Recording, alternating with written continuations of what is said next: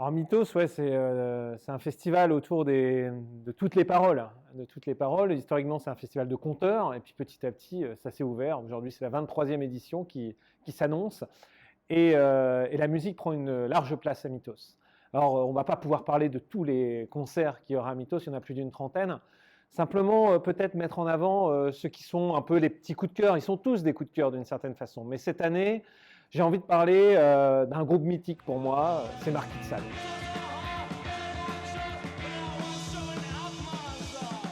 Marquis de Sade, ils nous font le plaisir de venir clôturer le festival Mythos. Ce sera dimanche soir. Marquis de Sade, je les ai vus il y a 2 ans, c'était leur retour sur scène, c'était à l'invitation des Transmusicales et Jean-Louis, qui est leur ami de toujours. C'était aux Libertés, dans une grande salle, 3500 personnes. Cette fois-ci, ce sera sous le Magic Mirror, devant 1500 personnes, dans un espèce d'écrin. Le spectateur le plus loin de la scène sera à 25 mètres.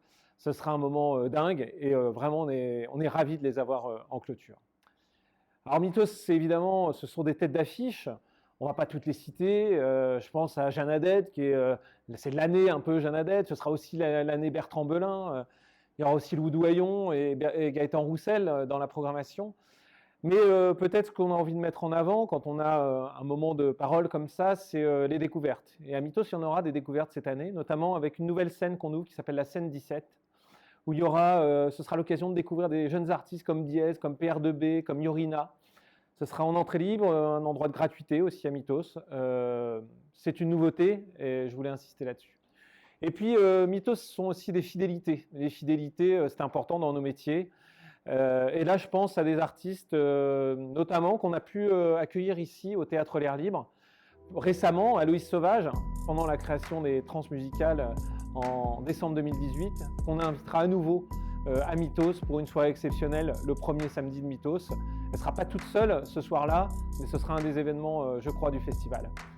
Et puis peut-être des artistes qu'on attend depuis longtemps et qui ne viennent pas. Je pense à Juliette. Juliette, c'est un rendez-vous manqué depuis une dizaine d'années.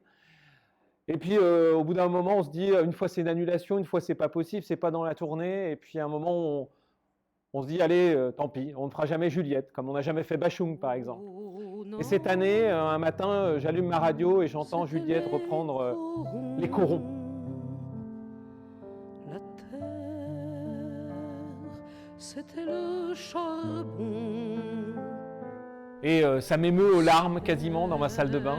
Et je me dis, non, c'est pas possible, il faut qu'on invite Juliette, cette grande dame de la chanson. Et on a passé un coup de fil à son agent, on a trouvé une date. Cette année, Juliette sera à Mythos. Donc c'est aussi ces petits moments qui font l'histoire d'un festival. Et c'est ça qu'on aime à présenter dans la programmation musicale.